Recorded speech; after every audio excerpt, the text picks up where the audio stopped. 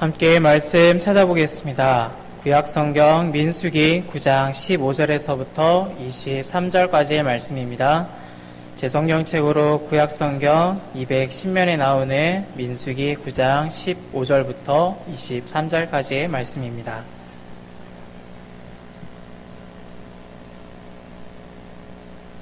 제가 봉독해 드리겠습니다. 성막을 세운 날에 구름이 성막 곧 증거의 성막을 덮었고 저녁이 되면 성막 위에 불 모양 같은 것이 나타나서 아침까지 이르렀으되 항상 그러하여 낮에는 구름이 그것을 덮었고 밤이면 불 모양이 있었는데 구름이 성막에서 떠오르는 때에는 이스라엘 자손이 곧 행진하였고 구름이 머무는 곳에 이스라엘 자손이 진을 쳤으니 이스라엘 자손이 여호와의 명령을 따라 행진하였고 여호와의 명령을 따라 진을 쳤으며 구름이 성막 위에 머무는 동안에는 그들이 진영에 머물렀고 구름이 성막 위에 머무는 날이 오랠 때에는 이스라엘 자손이 여호와의 명령을 지켜 행진하지 아니하였으며 혹시 구름이 성막 위에 머무는 날이 적을 때에도 그들이 다만 여호와의 명령을 따라 진영에 머물고 여호와의 명령을 따라 행진하였으며 혹시 구름이 저녁부터 아침까지 있다가 아침에 그 구름이 떠오를 때에는 그들이 행진하였고 구름이 밤낮 있다가 떠오르면 곧 행진하였으며 이틀이든지 한 달이든지 1년이든지 구름이 성막 위에 머물러 있을 동안에는 이스라엘 자손이 진영에 머물렀고 행진하지 아니하다가 떠오르면 행진하였으니 곧 여호와의 명령을 따라 진을 치며 여호와의 명령을 따라 진행하고 또 모세를 통하여 이르신 여호와의 명령을 따라 여호와의 직임을 지켰더라. 아멘. 이 시간 이순호 목사님께서 나오셔서 하나님 중심의 삶이란 제목으로 말씀 전하실 때 크신 은혜 받기를 바랍니다. 할렐루야. 감사합니다. 지난주에 하나님의 섭리란 제목으로 그 요셉의 이야기를 중심으로 말씀드렸습니다. 요셉의 가족들이 이제 애굽으로 내려와서 애굽에서 430년간 종살이 하게 되었습니다. 그래서 이제 마침내 그들이 해방이 되고 모세의 인도를 따라서 고향으로, 즉 하나님께서 그들에게 주시기로 약속하신 가나안 땅으로 돌아가게 되었습니다. 그 돌아가는 길은 너무나도 험한 길이었습니다. 사막을 통과해야 했습니다. 그 황량한 광야를 지나가면서 먹을 것도 없었고 또 마실 물도 없었고 옷도 이렇게 충분하지 않았습니다.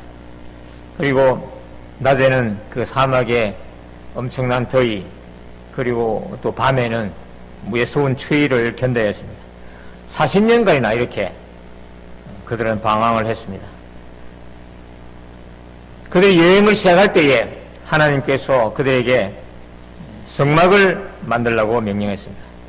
그 사막 생활에서 그들은 이제 천막을 치고 살게 됐는데 그들의 그 장막 가운데 성막을 설치하도록 하셨습니다.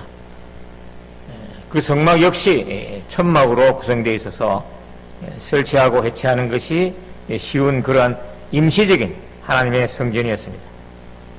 이것은 이스라엘 사람들 가운데서 하나님의 임재를 상징했고 실제로도 하나님께서는 그 성막 위에 구름 기둥과 불 기둥을 보여주시면서 나타나셨습니다.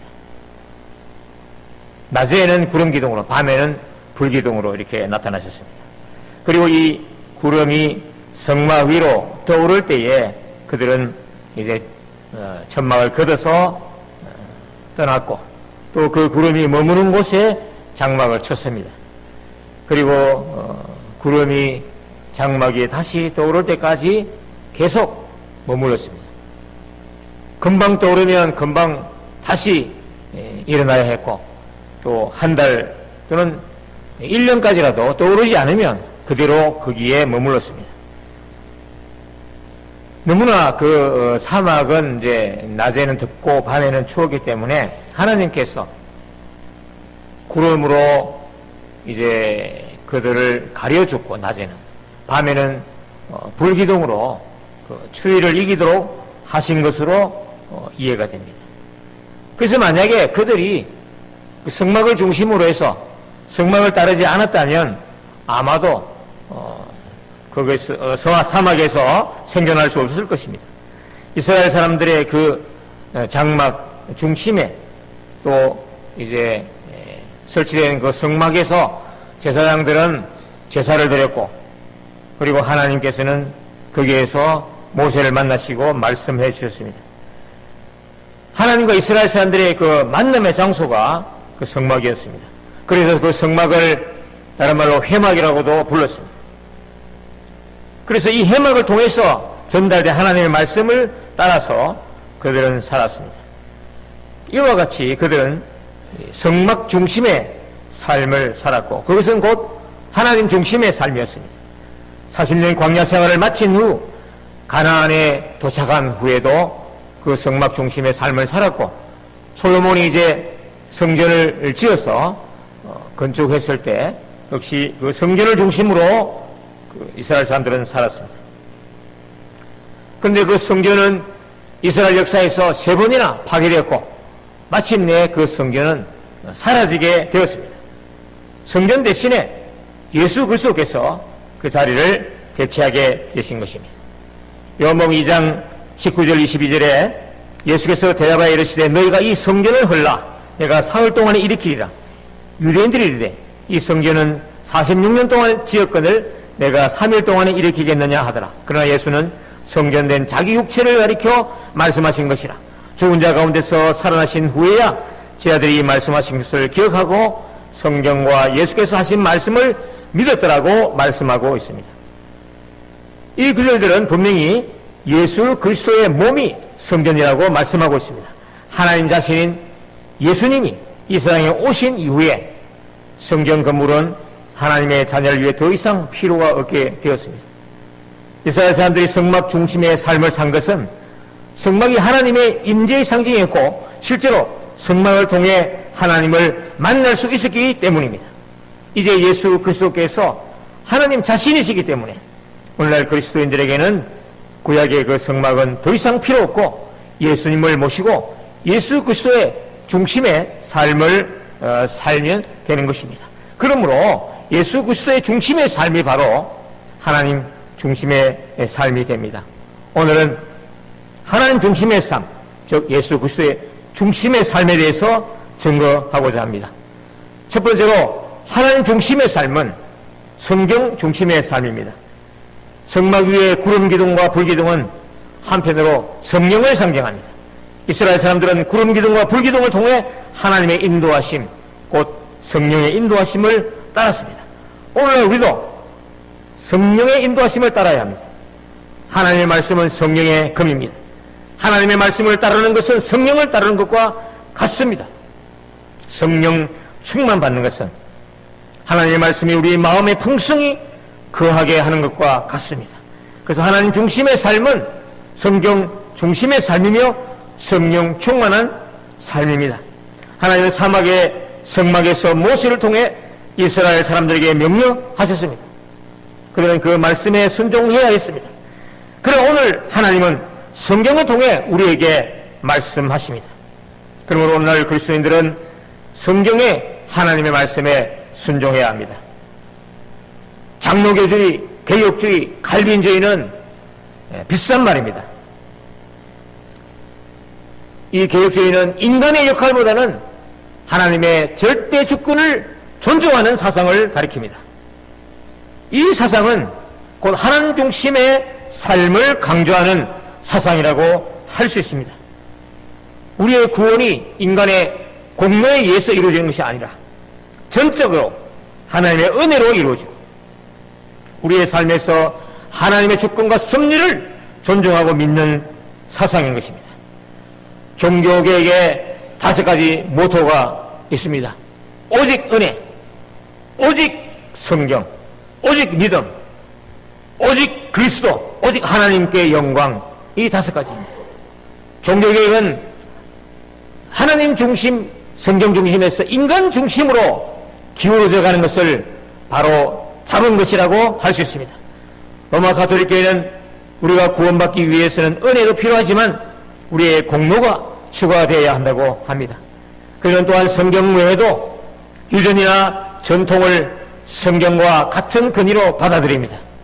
그들은 사제들만 성경을 해석할 권한이 있고 일반 성도들은 사제들이 해석이 되는 말씀만 따르게 그 당시에는 했습니다. 라틴어로 번역된 성경만 허용했고 다른 언어로 번역되는 것을 금지했습니다. 그리고 하나님께 돌려야 할 영광을 교황이나 사제 그룹이 가로채는 그러한 현상도 있었습니다. 이것을 개혁하고자 한 것이 종교개혁이었습니다. 성경으로 돌아가고 하나님 중심의 삶을 살도록 하는 것이 종교개혁이었습니다. 그리고 이 하나님 중심, 성경 중심의 삶은 우리의 믿음을 소홀히 여기지 않습니다. 만약 우리가 하나님 말씀을 믿지 않는다면 우리는 성경 중심의 삶을 살 수 없기 때문입니다. 히브리서 11장은 믿음으로 산 사람들의 목록을 보여주고 있습니다. 그 중에 아브라함은 부르심을 받았을 때 순종하여 장래의 요보를 받을 땅에 나아갈 새 갈 바를 알지 못하고 나아갔다고 합니다. 그는 하나님 말씀을 믿었고 그 말씀에 순종했습니다. 믿음으로 그는 약속의 땅에 거하였고 하나님이 계획하시고 지으실 터가 있는 성을 바라보았습니다. 그래서 이 한 사람으로 말미암아 하늘의 허다한 별과 또 해변의 무수한 모래와 같이 많은 후손이 생육하게 되었던 것입니다. 믿음의 조상 아브라함은 하나님의 말씀을 믿고 순종하였으므로 모범적으로 하나님 중심의 삶을 살았던 것입니다. 사울 왕과 다윗 왕의 차이는 바로 말씀 중심, 그 하나님 중심으로 살았느냐의 차이입니다. 사울 왕은 초기에 겸손했지만 갈수록 말씀에 순종하지 않았고 신접한 여인을 찾아가기도 했습니다. 그러나 다윗 왕은 말씀을 꿀보다 더 달게 여겼고 자신의 발의 등이요 길의 빛이라고 믿고 고백했습니다. 성경 중심으로 하나님 마음에 합한 삶을 살았습니다. 사랑하는 성도 여러분, 하나님의 섭리를 믿으시고 구원에 있어서 하나님의 전적인 은혜를 믿으시고 우리에게 구원의 진리와 삶의 규범을 가르쳐주는 성경을 하나님의 말씀으로 믿으시고 그 말씀에 전적으로 순종하면서 하나님을 영원하게 하는 하나님 중심의 삶을 살으시기를 주의 이름으로 축원합니다. 두 번째로 하나님 중심의 삶은 교회 중심의 삶입니다. 교회는 그리스도의 몸입니다. 우리 교회의 머리는 예수 그리스도이십니다. 이 몸의 지체들은 우리들입니다. 그래서 하나님 중심, 즉 예수 그리스도 중심의 삶은 교회 중심의 삶입니다. 우리는 광야의 이스라엘 회중이 오늘날의 교회를 상징하고 광야가 세상을 상징한다고 알고 있습니다. 그리스도인들은 이스라엘이 광야를 통과했듯이 이 세상을 살아가고 있습니다. 광야에서 이스라엘 사람들은 그들이 회중과 함께 몸으로 행진할 때 하나님에 의해 인도되고 양식을 공급받고 보호를 받았습니다. 그들은 성막을 중심으로 회중들과 함께 할 때 생존할 수 있었습니다. 오늘 우리가 좋은 음식과 좋은 생활용품들을 제공받지만 영적으로는 우리의 적인 사탄마귀가 우는 사자같이 삼킬 자를 찾아 으르렁거리고 있는 이 세상에서 여전히 살고 있습니다. 그래서 우리는 절제해야 하고 근신해야 하며 교회 중심의 삶을 살아야 합니다. 왜냐하면 하나님께서 하나님의 아들 예수 그리스도의 피로 구원받은 자녀들인 교회를 사랑하시고 보호하시기 때문입니다. 그리고 하나님께서는 그의 나라가 우리 교회를 통하여 확장되고 완성되기를 원하시고 계시기 때문입니다. 칼빈은 하나님은 아버지시고 교회는 어머니라고 하였습니다. 교회를 통해 성도들이 보호받고 성장하기 때문입니다. 사도행전 2장 46절에 초대교회도 날마다 마음을 같이하여 성전에 모이기를 힘썼다고 하고 있습니다. 히브리서 10장 24절 25절에서 서로 돌아보아 사랑과 선행을 격려하며 모이기를 피하는 어떤 사람들의 습관과 같이 하지 말고 오직 권하여 그날이 가까움을 볼수록 더욱 그리하자라고 말씀합니다. 성도들이 교회에 모이기를 힘쓰고 교회 중심의 삶을 사는 것은 그것을 주님은 원하십니다. 교회 중심은 로마 교회처럼 교황이라든지 교회 조직을 중심으로 하라는 것은 아닙니다. 교회의 머리는 예수 그리스도이시지 교황은 아닙니다. 로마 가톨릭 교회는 자신들의 교회가 전 세계에 조직적으로 존재하므로 보편적인 교회, 즉 가톨릭 교회라고 저희들은 잘못된 주장을 하고 있습니다. 보편성은, 교회의 보편성은 같은 신앙 고백을 하는 성도들이 모여서 주님 안에서 서로 교통하는, 하나님 보시는 하나님의 자녀들의 교통, 모임이 바로 교회입니다. 온 세계에 이러한 교회가 흩어져 있고 그것이 하나의 보편 교회입니다. 조직이 아니고 교황이 있어야 그러한 가톨릭 교회가 아니라는 것입니다. 그리고 그들은 베드로가 초대 교황이라고 하면서 자기들이 그 사도성을 이어가고 있다고 이렇게 이야기합니다. 교회의 사도성은 사도들의 가르침, 즉 말씀이 바로 가르쳐지고 있느냐, 거기에 달려 있습니다.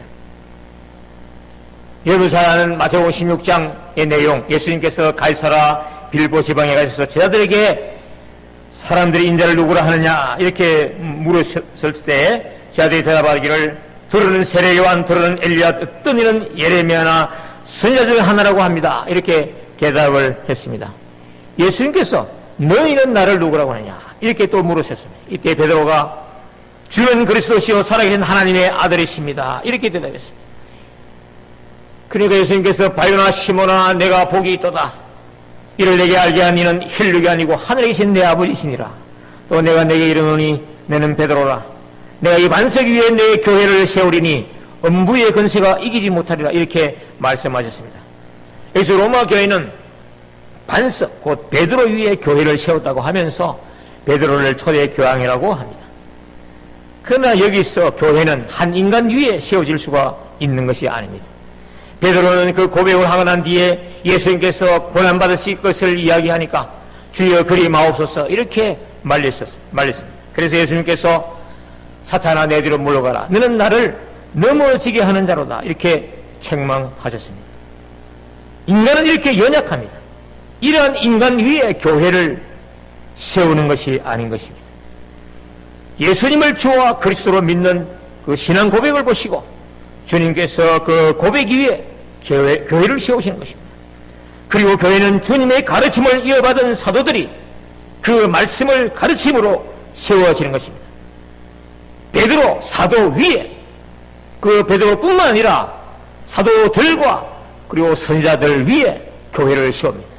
에베소 2장 20절에 너희는 사도들과 선지자들의 터 위에 세움을 입은 자라 그리스도 예수께서 친히 모퉁이 돌이 되셨느니라고 말씀합니다. 즉 교회는 베드로를 포함한 사도들과 선지자들의 그 말씀 위에 세워지는 것입니다.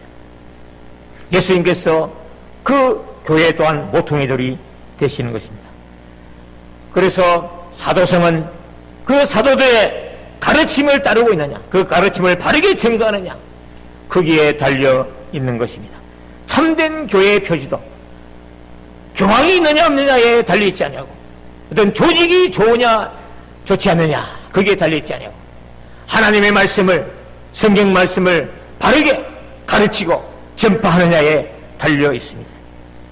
교회는 주님의 말씀을 믿고 같은 신앙을 고백하는 성도들이 주님의 나라를 함께 건설하면서 하나님의 말씀을 참되게 전파하고 서로 교제하고 돌보고 주님을 닮아가는 곳입니다. 성도들은 교회에서 주님의 말씀으로 양육되며 그리스도의 분량까지 자라가게 됩니다. 에베소 4장 14절 15절에 이는 우리가 이제부터 어린아이가 되지 아니하여 사람의 속임수와 간사한 유혹에 빠져 온갖 교훈의 풍조에 밀려 요동하지 않게 하려 함이라. 오직 사랑 안에서 참된 것을 하여 범사에 그에게까지 자랄지라. 그는 머리니 곧 그리스도라. 이렇게 말씀하고 있습니다. 성숙하게 되는 것, 그리스도의 분량에까지 자라는 것이 바로 우리의 중요한 목표가 되어야 하는 것입니다. 사랑하는 성도 여러분, 하나님 중심의 삶, 교회 중심의 삶을 교회 형제 자매들과 함께 사시면서 하나님 나라의 건설의 역군이 되시고 예수 그리스도의 분량까지 성숙하게 되시기를 주의 이름으로 축원합니다. 세 번째로, 하나님 중심의 삶은 예수 그리스도를 위해 사는 삶을 가리킵니다. 인간의 창조된 목적은 하나님의 영광을 위한 것입니다. 웨스트민스터 신앙고백서 소열의 문답 제1문은 이렇게 묻고 있습니다. 인생의 제일 되는 목적이 무엇입니까? 여러분도 그 정답을 알고 계십니다. 하나님을 영화롭게 하며 그를 영원토록 즐거워하는 것이라. 이것이 정답입니다.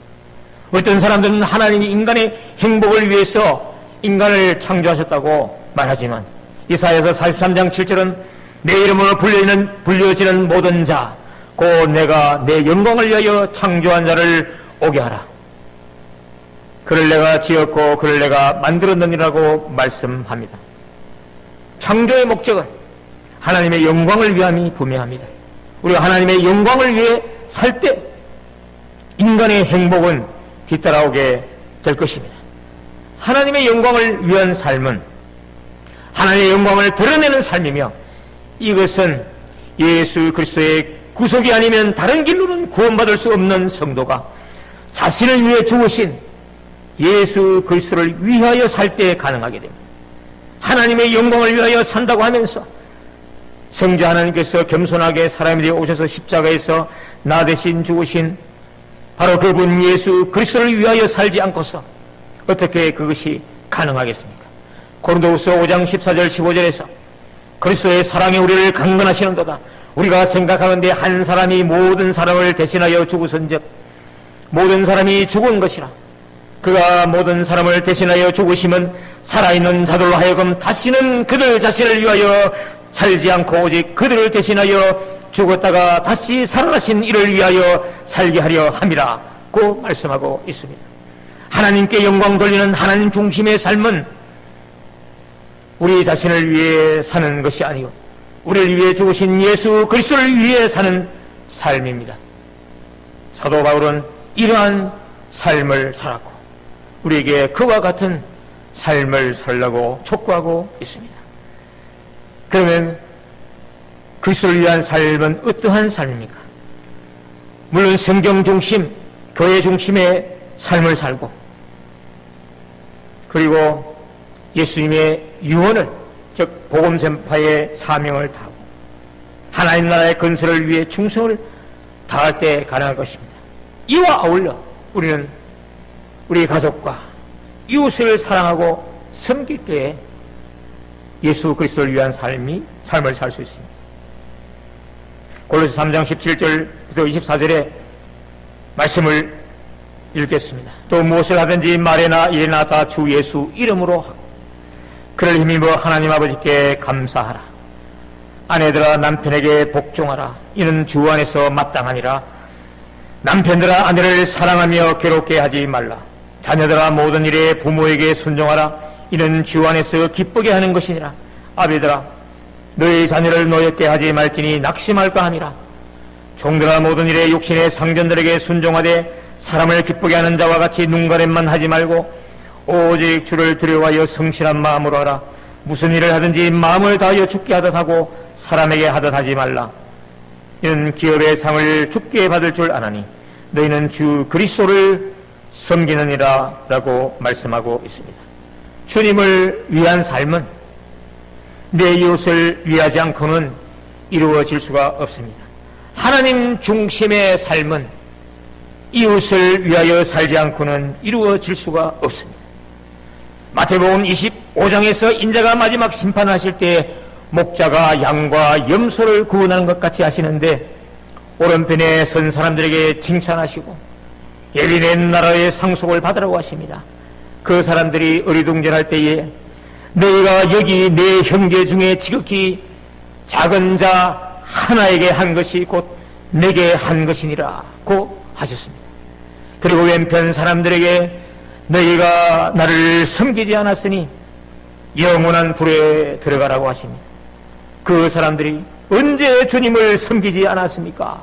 라고 항의했을 때 이 지극히 작은 자 하나에게 하지 아니한 것이 곧 내게 하지 아니한 것이라고 하셨습니다. 예수 그리스도를 위해 사는 것 중에 중요한 하나는 바로 내 주위에 있는 이웃들을, 특히 약하고 어려움에 처한 자들을 돌보는 것입니다. 그들을 위해 기도하고 마음으로 물질로 돕는 것을 말합니다. 성도 여러분,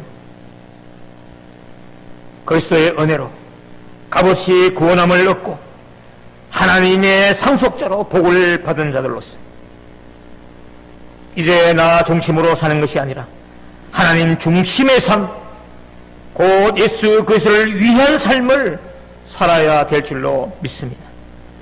복음을 전파하면서 이웃을 예수님처럼 섬기시기를 주의 이름으로 축원합니다. 예수 그리스도께서도 로마 군인들에 의해 붙잡히시기 전에 겟세마네 동산에서 하나님 중심의 삶의 본을 보여주셨습니다. 누가복음 22장 42절에서 이르시되 아버지여, 만일 아버지의 뜻이거든 이 잔을 내게서 옮기시옵소서. 그러나 내 원대로 마옵시고 아버지의 원대로 되기를 원하나이다. 예수님은 아버지의 뜻에 따라 죽기까지 순종했습니다. 한없는 사랑으로 죄인들을 위해서 피 흘려 주셨습니다.